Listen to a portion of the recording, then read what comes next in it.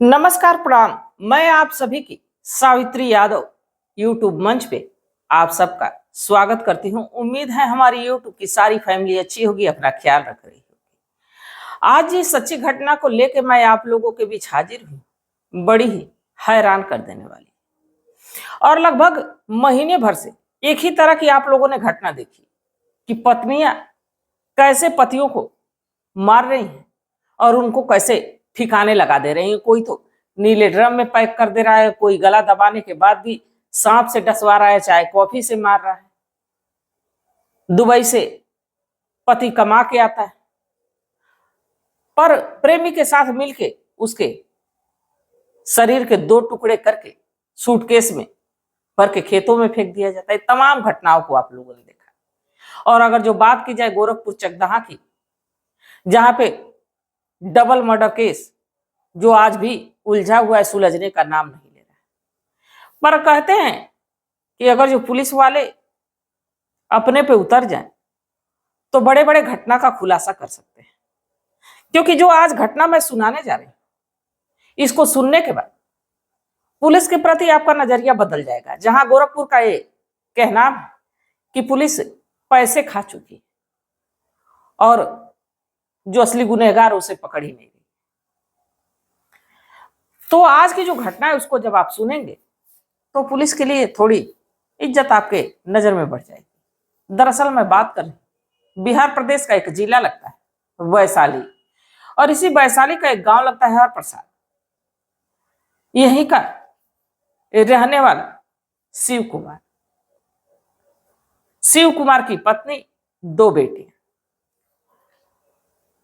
इस कहानी की दरअसल शुरुआत होती है 2023 से।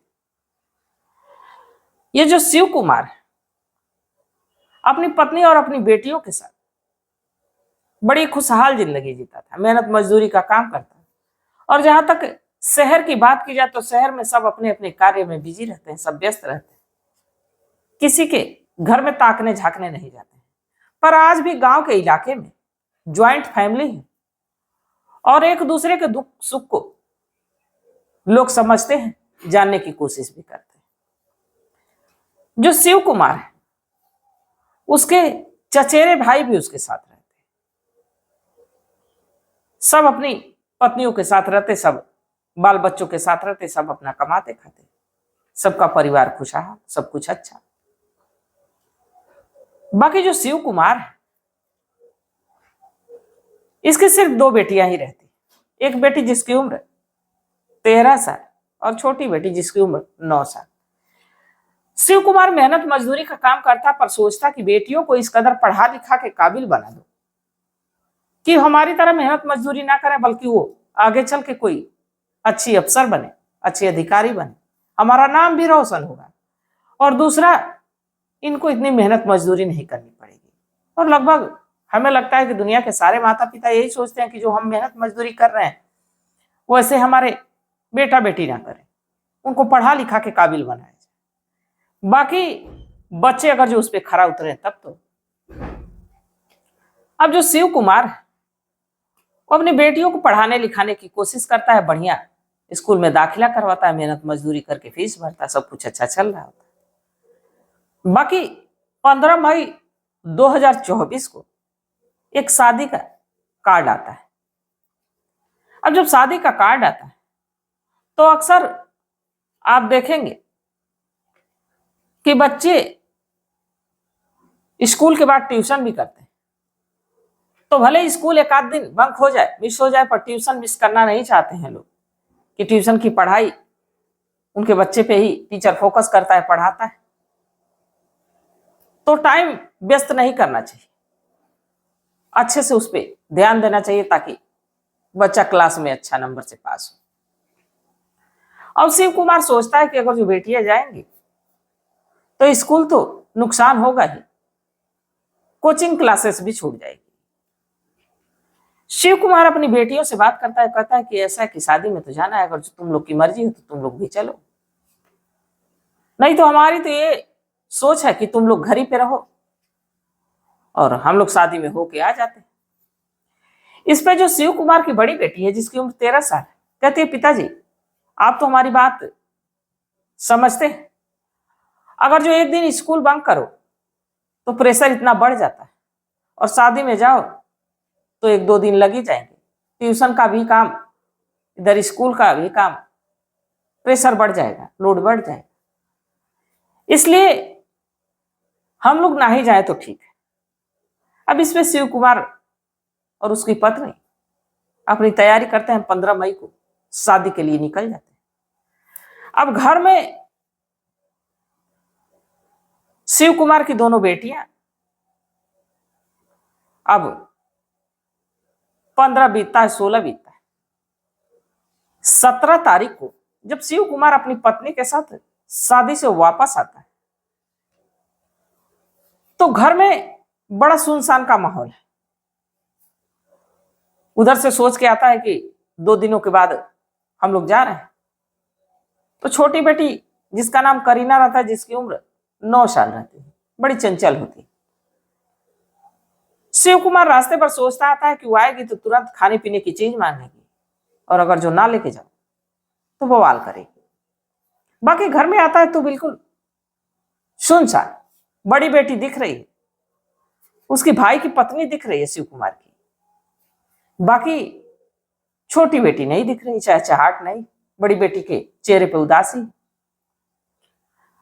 शिव कुमार पूछता है कि करीना कहाँ? बड़ी बेटी कहती है कि ऐसा है कि मैं क्या बताऊं पिताजी, मैं क्या बोलूं। शिव कुमार कहता है कि जो है वो बोलो। इसमें अब शिव कुमार की बड़ी बेटी कहती है कि दरअसल करीना कल स्कूल गई, इसके बाद वापस घर नहीं आई। जैसे ही शिव कुमार ये बात सुनता है उसके होश ही उड़ जाते हैं। अब वो जब ये बात सुनता है तो उसकी मां चीखने चिल्लाने लगती है। धीरे धीरे आस पड़ोस के लोग भी इकट्ठा होने लगते हैं। शिव कुमार अपने नजदीकी थाना जब दहा जाता है, वह अपनी बेटी की गुमशुदा होने की रिपोर्ट दर्ज कराता है। बाकी अक्सर आप लोग देखेंगे कि ऐसे मामले में पुलिस कहती है कि लड़की कहीं गई होगी, आ जाएगी, या किसी से उसकी बातचीत चल रही होगी, किसी से प्रेम प्रसंग रहा होगा, तमाम चीजें पुलिस कह के टाल मटोल करने लगती है। बाकी चूंकि यहाँ 9 साल की लड़की, अब पुलिस तुरंत एक्टिव होती है। अब जैसे कि वो बड़ी लड़की बताई रहती जिसकी उम्र 13 साल, कि करीना स्कूल तो गई तो वापस नहीं। इलाके के लोग से पूछताछ होती है, पुलिस वाले पूछते हैं, इसके बाद उसके स्कूल जाते हैं। स्कूल में पता चलता है कि करीना आई तो थी, बाकी छुट्टी होने के बाद ही वो स्कूल से गई। अब इधर करीना के जितने भी दोस्त रहते हैं, जितने भी उस एरिया के बच्चे रहते हैं, लड़के लड़कियां, उनसे पूछा जाता है कि कोई करीना को देखा। तो जो लड़के लड़कियां रहते हैं वो कहते हैं कि ऐसा करीना को तो हम लोग साथ आते भी देखे और अपने घर में घुसते भी देखे। अब जब ये बात पुलिस सुनती है तो पुलिस के होश से ठिकाने लग जाते हैं कि बच्चे कह रहे हैं कि घर में घुसते देखे, घर वाले कह रहे हैं कि घर आई नहीं। पुलिस के समझ में आ नहीं रहा था। गांव का इलाका था, सीसीटीवी कैमरे उस एरिया में थे नहीं। पुलिस के पास ना ही कोई सबूत, ना ही कोई सुराग। अब करीना की ढूंढने की कवायद शुरू हो जाती है। बाकी अब 17 से 18, 18 से 19, और जब 19 तारीख आती तो ही नजदीकी एक किसान अपने खेत में जाता है, जिसके खेत में केले के पौधे लगे रहते हैं, केले की खेती किया रहता है। अपने केले के खेत को घूम घूम के देख ही रहा था कि उसकी नजर एक ऐसा चीज देखती है जिसके देखने के बाद उसकी चीखें निकल जाती है। दरअसल एक लड़की, और ये लड़की कोई और नहीं बल्कि करीना है, क्योंकि पहनावे ओढ़ावे से बिल्कुल पता चल जा रहा था, कदकाठी से पता चल जा रहा था कि ये वही लड़की। बाकी चेहरा पूरी तरह से जलाया गया और उंगलियां हाथ की काटी गई। अब जब ये देखता है, चीखने लगता है, तुरंत गांव से कुछ ही दूर पे रहता है, और गांव से कुछ दूर पे क्या, करीना के शिव कुमार के घर से महज लगभग 100-150 मीटर की दूरी पे।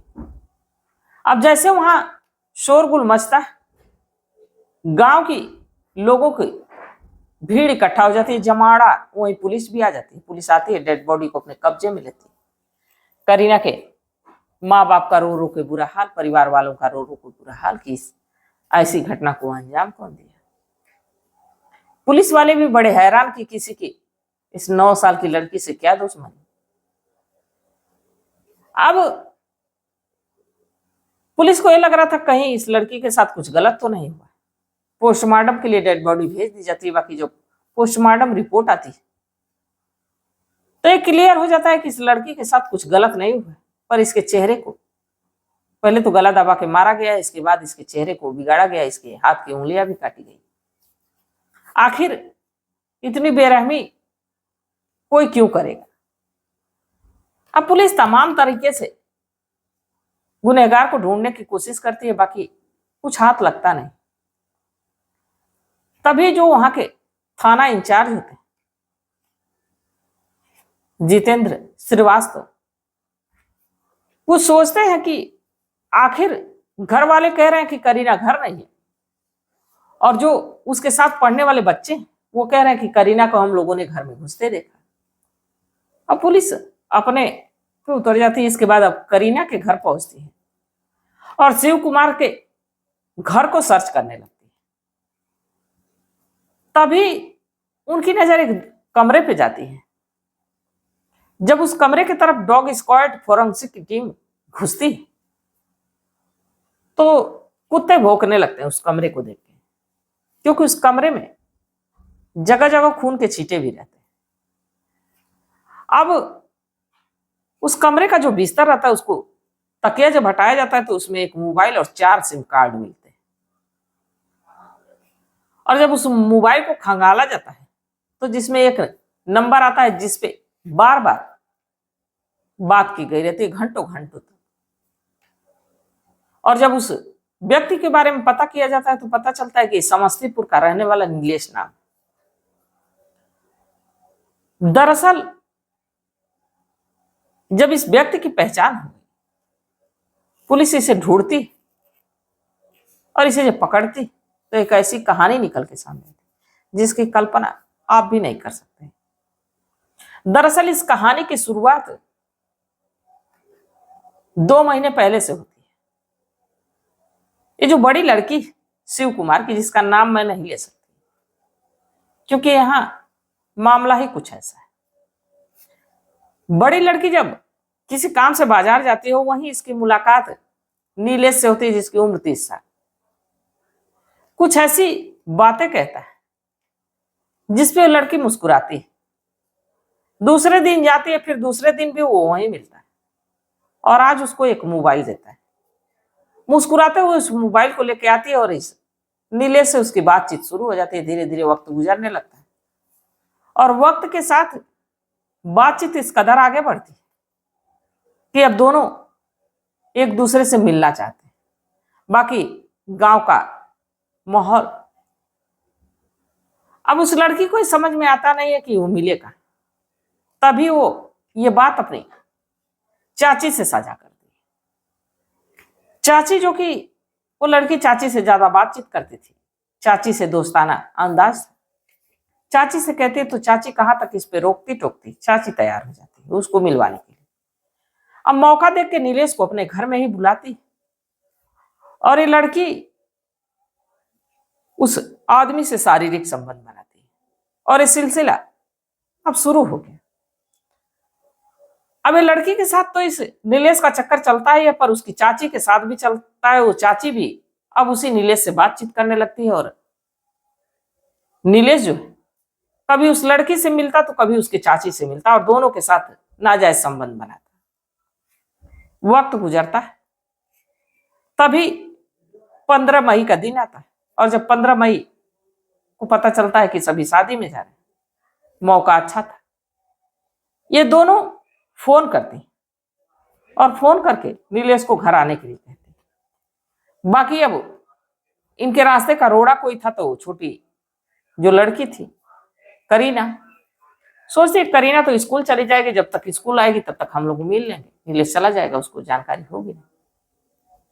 नीलेश आता है, दोनों से बारी बारी संबंध बनाता है, और तब तक स्कूल की छुट्टी हो जाती है। और इधर अभी जो 13 साल की लड़की नीलेश से संबंध बना ही रही थी कि अचानक से करीना आ जाती है और इनको आपत्तिजनक स्थिति में देख लेती है। नीलेश तो वहां से भाग जाता है, पर ये लड़की सारा नजारा देख ली रहती है। अभी उसकी चाची और उस लड़की को लगता है कि करीना कहीं ये बात घर वालों से ना कह दे, नहीं तो हम दोनों की जो हाल होगी उसके बारे में वो सोच नहीं पा रही थी। अब दोनों यही मिलते हैं और मिलके करीना का पहले तो गला घोटती है। इसके बाद अब उन्हें ये समझ में नहीं आता कि इसका किया क्या जाए। उसके चेहरे को पूरी तरह से जलाती हैं कपड़े की मदद से। इसके बाद उसकी उंगलियां काटते हैं कि कहीं इसका फिंगर प्रिंट न मिले। फिर उन्हें अब सोच में समझ में ये नहीं आता कि अब क्या किया जाए, कहाँ इसकी डेड बॉडी को ठिकाने लगाए। तभी उनको ध्यान आता है कि हम लोग के घर के पीछे कुछ ही दूर पे केले का बहुत बड़ा खेत है, और उस खेत में अगर जो इसको डाल दिया जाए तो महीनों गुजर जाएंगे, कोई उधर ज्यादा आता जाता नहीं, उसी में सड़ गल जाएगी, किसी को पता नहीं चलेगा। अब एक करती भी ऐसा ही है, रात के समय दोनों मिलकर डेड बॉडी को उसी में फेंक आती है और कहानी बनाती है कि करीना स्कूल गई तो आई नहीं। अब जब इस मामले का खुलासा हुआ तो इसी नीलेश के तहरीर पे इन दोनों महिलाओं को भी गिरफ्तार किया जाता है। करीना की चाची को और उस 13 साल की लड़की को जेल के सलाखों के पीछे डाल दिया गया। अब देखिए कानून इनको कौन सी सजा देती है। पर जो भी सलाह होगी आप अपनी राय कमेंट सेक्शन में जरूर दीजिएगा। किन आरोपियों को, इन दोषियों को कौन सी सजा मिलनी चाहिए, क्योंकि हमारे देश का कानून है। हमें लगता है कि जब तक सजा देता है तब तक या तो विक्टिम ही नहीं रहता है या गवाह ही नहीं रहता है, और या तो जो गुनाह किया रहता है गुनहगार ही नहीं रहता। बाकी अगर जो कानून भी अपने पे आ जाए तो समय से सजा सुना देती है और दोषियों को ये एहसास हो जाता है कि जो उसने किया वो बेहद संगीन जुर्म था। तो आप लोग अपनी सलाह, अपनी राय कमेंट सेक्शन में जरूर दीजिएगा, क्योंकि आपके सलाह से, आपके मशवरे से एक बेगुनाह को इंसाफ मिलेगा। वो लड़की जो इस दुनिया में नहीं है, पर उसको इंसाफ मिलेगा, उसकी आत्मा को इंसाफ मिलेगा। तो आप लोगों की सलाह, आप लोगों की राय बेहद जरूरी। करीना के माता पिता 2 बेटियों के रहते, एक तरह से मानिए तो बाज बाज इनकी जिंदगी जी रहे, और वो कहने पे मजबूर है कि वो सिर्फ एक बेटी को जन्म दिए थे, वो थी करीना। दूसरी बेटी को उन्होंने जन्म ही नहीं दिया, जो कि डायन निकली। अपनी ही बहन को अपने जिस्म की आग को ठंडे करने की वजह से आग में झोंक दी। तो ये तमाम चीजें आप लोग अपनी सलाह, अपनी राय कमेंट सेक्शन में जरूर दीजिएगा। तो तब तक आप लोग अपना ख्याल रखिए, अपने परिवार का ख्याल रखिए, बाल बच्चों का ख्याल रखिए। मिलते हैं एक ऐसी ही घटना के साथ, तब तक के लिए जय हिंद, जय भारत।